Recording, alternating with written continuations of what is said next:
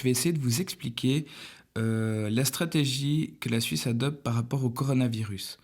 Ce que je vais vous dire est basé sur des papiers d'épidémiologues, sur deux, trois recherches et les animations sont basées sur un papier du Washington Post qui est en anglais, mais je vous conseille de le lire si vous arrivez à le comprendre. Il est assez bien expliqué et j'ai repris ces animations pour vous expliquer. Si on prend le cas de la Suisse ici, pour un tout petit pays, on est quand même finalement pas mal haut dans le nombre de cas. Si on regarde tout ça, on est exactement ici. Et en fait, ça a augmenté pas mal ces dernières semaines. On voit qu'en fait, l'État est au jour d'aujourd'hui, donc au 16-03, donc hier. Et du coup, on avait 2220 cas. Alors, on va essayer de regarder la courbe de propagation de la Suisse. Si on regarde cette courbe de propagation de la Suisse, on commence ici à 0, jour 0 quand il y a eu les premiers cas. Et ici, on a le nombre d'habitants, nombre de cas par million d'habitants. Donc, c'est vraiment basé là-dessus. Si on regarde la courbe, le but est d'éviter justement que la courbe soit exponentielle. On voit que pour l'instant, la Suisse n'y arrive toujours pas. Hein. Ça, c'est les chiffres de l'OFSP du 15 mars.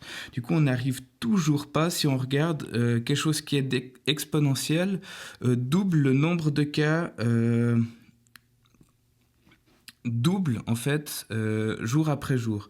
Donc ici, on est à peu près aux alentours de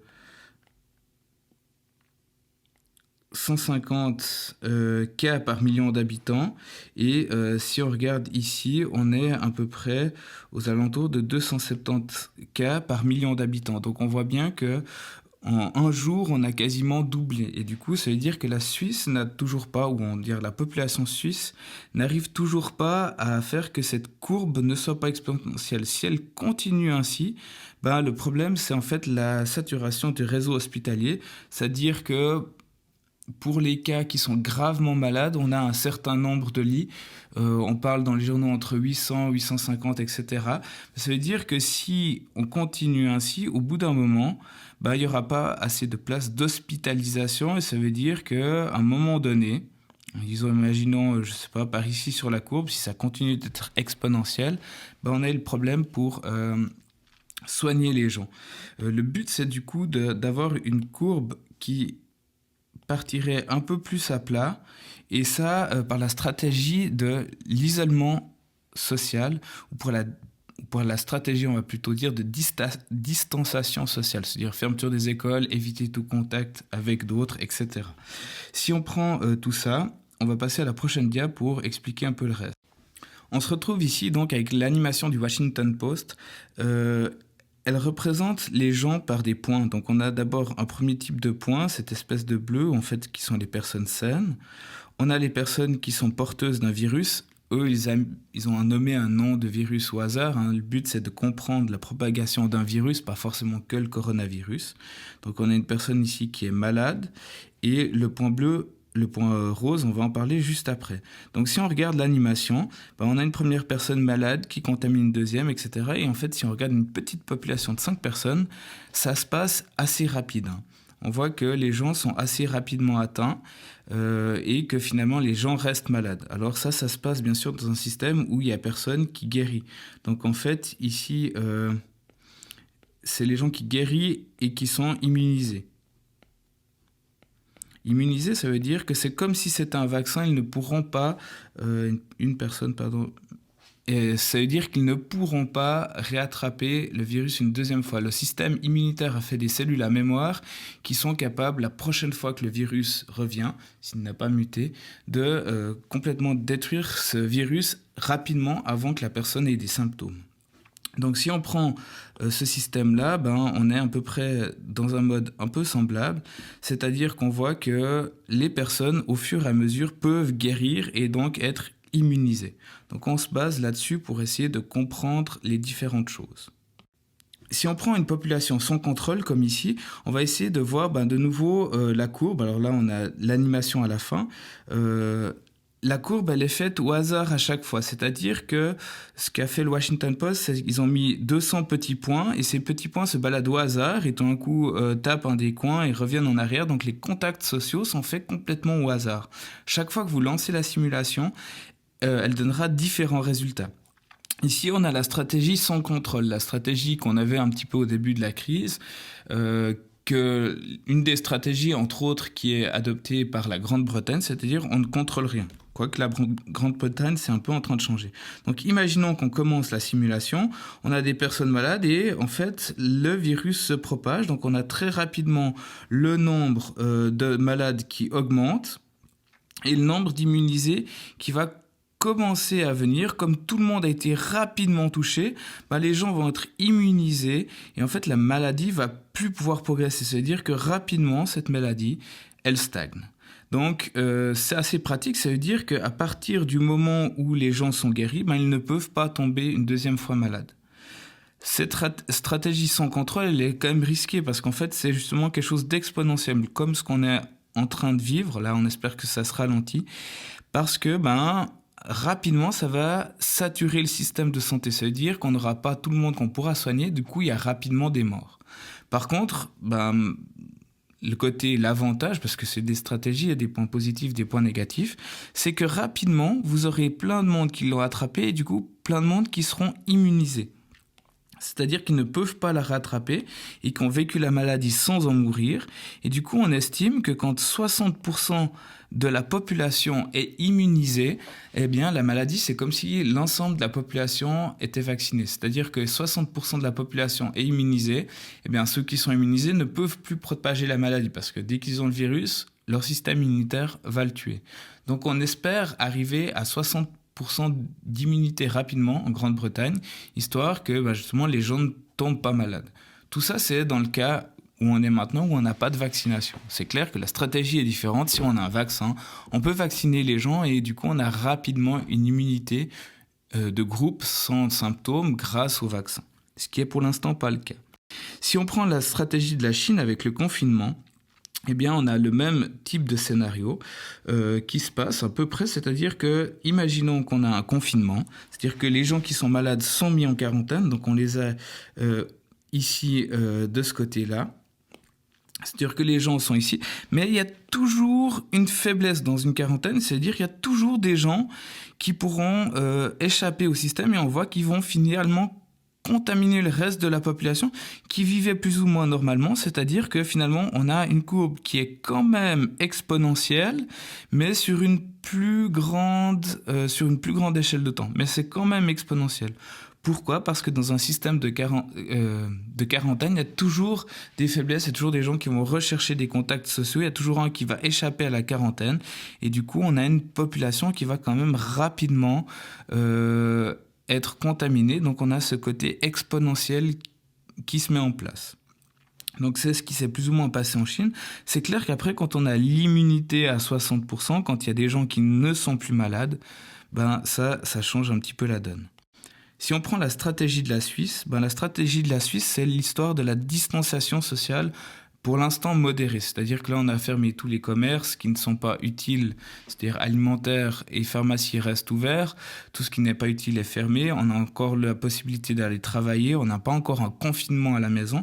Donc, c'est-à-dire qu'on ralentit les contacts sociaux. Ici, ce ralentissement des contacts sociaux, il va être symbolisé par en fait des petits points qui vont bouger moins rapidement. Donc si on regarde ça, les points vont bouger, mais en fait avec beaucoup moins de rapidité pour éviter les contacts sociaux. Si on regarde les malades ici, il y en a beaucoup de gens qui ne bougent pas du tout, qui sont à la maison, par exemple comme moi maintenant, comme vous j'espère, et qui n'ont pas trop de contacts. C'est-à-dire qu'on a une augmentation qui est très très très très lente du nombre de cas. On arrive à gérer nos hôpitaux et finalement les gens commencent gentiment à être immunisés. Ici, on a un échantillon de 200 personnes, une population de 200 personnes. On pourrait imaginer que c'est le village de... je suppose que le village de Gratavach est à peu près 200 personnes. Excusez pour ce gratavage si je me trompe. Et du coup, on attend qu'il y ait en tout cas 60% de la population qui soit immunisée. Sur 200, ça fait 120. Et ici, on voit qu'il y a 121 personnes qui sont immunisées. Donc, on va en fait descendre le taux de gens qui vont venir malades. Il y a une protection qui s'installe au niveau de la population globale en général. Et du coup, cette protection, elle va aider à faire que la maladie se ralentit. On a évité un pic. On voit qu'en fait, les gens tombent malades. Il y a quand même beaucoup de gens qui ont été malades. Là, à la fin, il y en a 44 qui sont encore malades sur 200. Mais bon, si on regardait les pics dans la courbe, on en a quand même pas mal. Mais on a contrôlé le système. On a encore des places aux hôpitaux. Et on évite ce problème. Du fait en plus que 60% de la population est immunisée, on espère que cette couverture va pouvoir protéger la population au cas où il y aurait une fois deuxième épidémie du même virus qui viendrait. Il y aurait assez de population qui soit immunisée pour éviter les problèmes. Si on prend un autre cas, c'est-à-dire les distanciations sociales mais plus strictes, c'est-à-dire vraiment on limite au maximum les contacts, eh bien on aura un nombre de cas, comme personne bouge, on aura un nombre de cas malades qui va se limiter. On voit, on monte pas très vite dans le nombre de personnes malades, mais on a aussi une immunité de groupe qui se fait très très lentement. Et la question, est-ce qu'on arrive sur ce laps de temps à 60%, c'est pas vraiment sûr. Donc on voit ici sur une immunité vraiment plus stricte, on a quand même 51%, quoique 51 personnes sur 200 qui sont immunisées, donc on n'a pas 60% de la population globale. Donc il faut que des contacts sociaux, que la maladie se passe, mais vraiment hyper gentiment. C'est pour ça qu'on évite vraiment beaucoup de contacts sociaux. Si on n'évite pas ça, justement on sature les hôpitaux, il y a pas mal de problèmes pour les personnes à risque. Et les personnes à risque, il y en a aussi des jeunes. Ça dépend, on ne sait pas. Et de temps en temps, on ne sait pas qu'on est non plus à risque. Ici, vous avez sûrement remarqué que ces simulations, elles sont bien faites. Il y a une chose qui n'est pas notée, c'est le nombre de morts. On ne sait pas encore le pourcentage. Et de toute façon, c'est une simulation, ce n'est pas ça qui nous intéresse. Donc, si on prend les trois situations, on a dit le calibre, comme c'est exponentiel. Donc, montée très rapide, possiblement saturation des hôpitaux, mais après une immunité de population qui est très bonne, mais on risque de faire quand même pas mal de dégâts au niveau de la mortalité. La quarantaine, où on a quand même finalement un pic du moment que les personnes en quarantaine ont des contacts avec l'extérieur, donc on a une augmentation de nouveau en pic, donc on a un premier pic et un deuxième pic. Si on prend quelque chose de modéré, on espère que le pic ne soit pas trop. Donc on voit comparé à la quarantaine, on serait moins haut. Et on a quand même cette immunité de groupe et une distanciation extrêmement stricte. On n'a pas ce côté-là. Donc en fait, le but recherché, pour l'instant, c'est une stratégie. On verra si ça va marcher ou bien pas, on l'espère. C'est qu'en fait, 60% de la population soit immunisé pour protéger l'ensemble de la population. Et le but, c'est que en fait, ce 60%, contrairement avec la stratégie qui a été prise par la Grande-Bretagne, qui change un peu, le but, c'est que le 60% se fasse lentement pour pas saturer les hôpitaux. C'est pour ça que vous êtes à la maison, c'est pour ça qu'on évite les contacts sociaux. On aimerait que cette courbe se passe très très lentement. Et du coup, il y a des comportements à risque parce que de toute façon, avec ce confinement-là, la maladie va passer. Mais c'est clair que de continuer à se fréquenter à l'extérieur, de continuer à pas faire attention, finalement, on retrouve un peu ce système-là. Certains jouent le jeu, la quarantaine marche bien et on a quand même des pics. Donc, on essaie d'éviter ce genre de choses. Donc, on évite ce comportement à risque. Alors, la stratégie globale et ce qui serait, qui changerait un petit peu la donne, c'est qu'en fait, on ait un vaccin. Donc, si on a un vaccin, c'est clair que la stratégie change. Donc, voici pourquoi la Confédération a mis ces règles-là au niveau de l'épidémie ou de la pandémie. C'est-à-dire, on essaye de garder des contacts sociaux modérés pour provoquer sur le long terme, là on a jusqu'au 30 avril pas d'école, ce sera peut-être plus long, on n'en sait rien. Le but c'est vraiment qu'on évite au maximum d'avoir un super pic où on n'arrive plus rien à gérer. Donc c'est clair qu'on doit mettre des mesures strictes pour que, comme on voyait sur ces simulations, les petits points se ralentissent. J'espère avoir été assez clair. Pour ma classe demain, on a dit qu'on en reparlerait un tout petit peu pendant notre heure. Et j'espère que ça vous a plu. Si vous avez des questions, vous pouvez toujours me les adresser par mail.